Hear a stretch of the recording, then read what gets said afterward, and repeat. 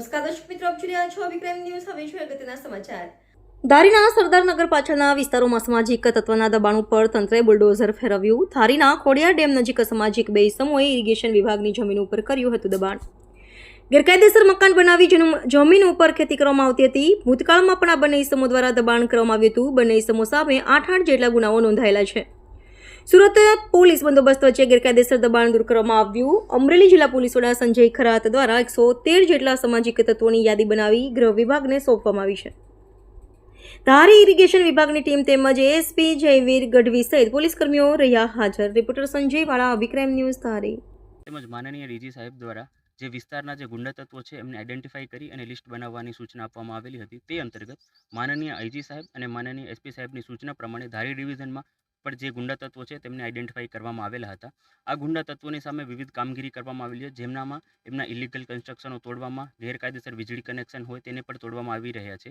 આજે જે બે ગુનેગાર છે, રામાભાઈ લક્ષ્મણ મેર તથા કાનાભાઈ લક્ષ્મણ મેર, જેમના વિરુદ્ધમાં મારામારી, પ્રોહિબિશન, ચીટિંગ, એટ્રોસિટી તથા લેન્ડ ગ્રેબિંગ જેવા અનેક ગુનાઓ દાખલ છે. તેમના દ્વારા ઇરિગેશન ડિપાર્ટમેન્ટની જે જમીન છે ત્યાં ગેરકાયદેસર બાંધકામ કરવામાં આવેલું હતું.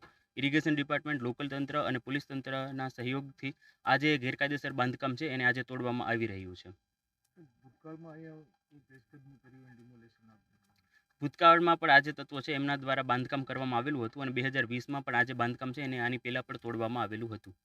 ધારી ખાતે આવેલ છે એના જે સબમર્જન વિસ્તાર છે, ડૂબ વિસ્તાર છે, એમાં સર્વે નંબર 443માં અમુક ઇસમો દ્વારા પેશકદમી કરવામાં આવેલ હતી. પેશકદમી કરનાર ઇસમનું નામ છે રામભાઈ કમાભાઈ મેર અને લખનભાઈ કમાભાઈ મેર. તેઓ દ્વારા આશરે 10 થી 12 વર્ષથી અહીંયા પેશકદમી હતી. અગાઉ સિંચાઈ વિભાગ દ્વારા 2016ની અંદર પેશકદમી દૂર કરવામાં આવેલ હતી.